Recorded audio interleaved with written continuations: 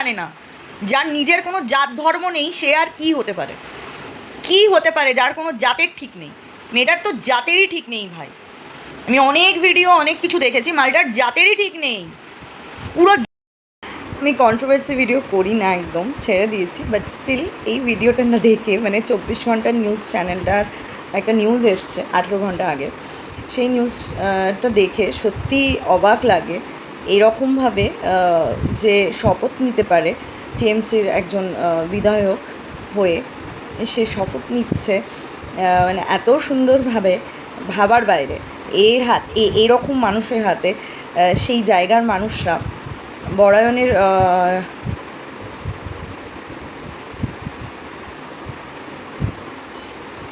কোথাকার লোকটা সেটা লেখা নেই এখানে, যাই হোক, মানে বিধানসভায় গিয়ে সেখানে গিয়ে বিধায়কের সামনে শপথ, মানে সবার সামনে শপথ নেওয়া, আর মানে উচ্চারণ করছে, শুনুন, শুধু উচ্চারণটা শুনুন। আপনিও দেখুন যদি মিস করে থাকেন। শুনুন। বাইরন বিশ্বাস, পশ্চিমবঙ্গের বিধানসভার সদস্য নির্বাচিত হইয়া ঈশ্বরের নামে শপথ করিতেছি, সত্যনিষ্ঠার সহিত প্রতিজ্ঞা করিতেছি যে বিধি দ্বারা স্থাপিত ভারতের সংবিধানের প্রতি। যে শপথ নিতে গিয়ে একটা পেজে লেখা আছে, সেই লেখাটা পড়তে পারে না সঠিকভাবে, সে 5 বছর কি করে সুন্দরভাবে সমস্ত কিছু চালাবে, আমার ডাউট আছে।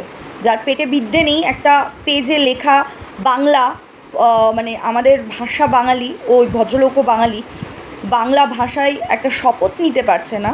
সোজা কথা, এই মানুষ কি করে 5 বছর ভাই, 5টা বছর টানা কি করে চালাবে? এই লোককে ভোট দিয়ে, মানে ভোটের মান ইজ্জত বলে কোনো বস্তু থাকবে, আছে? এই লোক কি চালাবে? সিরিয়াসলি কিছু বলার নেই গুরু, কিচ্ছু বলার নেই। ম্যাক্সিমাম এই দিদির যে ইয়েটা ছিল, কোনো দিন আমি রাজনৈতিক নিয়ে বা মানে পলিটিক্স নিয়ে কিছু বলি না, কিন্তু আজকে বলতে বাধ্য হচ্ছি। সমস্ত অগামার্কা মূর্খ সব চারদিক থেকে একটার পর একটা জোচ্চোর ধরা পড়ছে। আমাদের সাধারণ মানুষের টাকা নিয়ে ঘরের মধ্যে গুহ বানিয়েছে, ঘরের মধ্যে সুইমিং পুল বানিয়েছে, ঘরের মধ্যে বাঘ হরিণের স্ট্যাচু বানানো, মানে ওটা বাড়ি না, কোনো কি বলবো, রাজপ্রাসাদ বলা, মানে কি বলবো বুঝতে পারছি না। একটার পর একটা নিউজে শুধু এই এসে চলেছে আমার ফেসবুক ফিডটার মধ্যে, আর আমি এগুলো দেখে না আমি অবাক হয়ে যাচ্ছি। সব থেকে তো অবাক হয়েছি, মানে ওকে তো মানে নিহাত আমি কন্ট্রোভার্সি করছি না, বাট এটা কন্ট্রোভার্সি নয়, এটা আমাদের নিজেদের চোখ খোলা দরকার মানুষের, সত্যি চোখ খোলা দরকার। আজকে ভোট দিয়ে এমন মানুষকে মানে কিছু কিছু জায়গায় জিতে গেল, সত্যি আরও 5 বছর তারা তোমাদেরকে, সাধারণ মানুষকে চষার জন্য আরও 5 বছর কয়েকটা জায়গায়, যেগুলো কয়েক জায়গায় যেখানে জিতেছে টিএমসি, চষার জন্য বসে আরও 5 বছর চুষে নেবে তোমাদের, চিন্তা নেই, তোমাদের আরও চুষবে। আজকে আমরা বাঙালি, আমরা হিন্দু হয়ে আমাদের এটাও শুনতে হয়েছে, মানে এত ভালো সব লোকজন, যে মানে দেবাদিদেব মহাদেব আদিগুরু সবার ঊর্ধ্বে, তাকে নাকি কিছু পড়ানো হবে তার ইয়েতে, মানে এটা নিয়েও এত কথা, এত লোক এত কিছু বলেছে। সত্যি ওর ওই কিছু ফটো দেখলাম, মেয়েটির মাথা থেকে পুরো পরিয়ে দিয়েছে। আমার তো ওকে অভিনেত্রী বলতেও ঘৃণা লাগে, ওকে আমার রাজনৈতিক মানে নেত্রী মানে বলতেও ঘৃণা লাগে। ও কী, ও নিজেই জানে না। যার নিজের কোনো জাত ধর্ম নেই, সে আর কি হতে পারে? কি হতে পারে যার কোনো জাতের ঠিক নেই? মেয়েটার তো জাতেরই ঠিক নেই ভাই। আমি অনেক ভিডিও অনেক কিছু দেখেছি, মালটার জাতেরই ঠিক নেই, পুরো জাতটাই, মানে যার জন্মের ঠিক নেই, জাতের ঠিক নেই, সে আর কি বলবে? সেইগুলোই বলবে। ওকে দেখলে কিছু কিছু আমি ফেসবুকে পোস্ট দেখছিলাম, ছেলেটাকে দেখলে নাম নিতেও মানে ইচ্ছে করছে না, আর ওর খিস্তি দিতেও ইচ্ছে করছে না। মানে এদেরকে খিস্তি দেওয়াটাও মানে মনে হয়, গালাগাল করাটাও মনে হয় মানে নিজেকে ছোট করা, তাই না? নিজেদের ছোট করা, নিজেদের রুচির বোধটাকে চেঞ্জ করা দরকার। এই রকম মানুষ যে আদি গুরু, যে দেবাদিদেব মহাদেব সমস্ত কিছু মানে যে যার দ্বারা পুরোটা মানে পুরো জিনিস মানে সৃষ্টিকর্তা বলি আমরা, সেই মানে ওনাকে কন্ডম পরাবে বলছে। ওয়াও, বড় বড় কথা বলছে, স্টেজে উঠে গান গাইছে, আবার হনুমান চালিসা পাঠ করছে। ওর ওই মুখ দিয়ে হনুমান চালিসা পাঠ করছে। ওই যে বলেছিল কন্ডম পরাতে, পরিয়ে দিয়েছে, কর্মফল রিটার্ন পেয়েছে, ওকে পরিয়ে দিয়েছে, ওকে কন্ডম পরিয়ে দিয়েছে ওই মেয়ে ছেলেকে। এই হচ্ছে তো দলের লোক, এই হচ্ছে দলের নেতা নেতিরা, নেতা বলবো না নেতা নেতিরা বলবো জানি না, এই তো অবস্থা। দেবকে বুঝিয়ে দিচ্ছে, দেব বুঝে যাচ্ছে।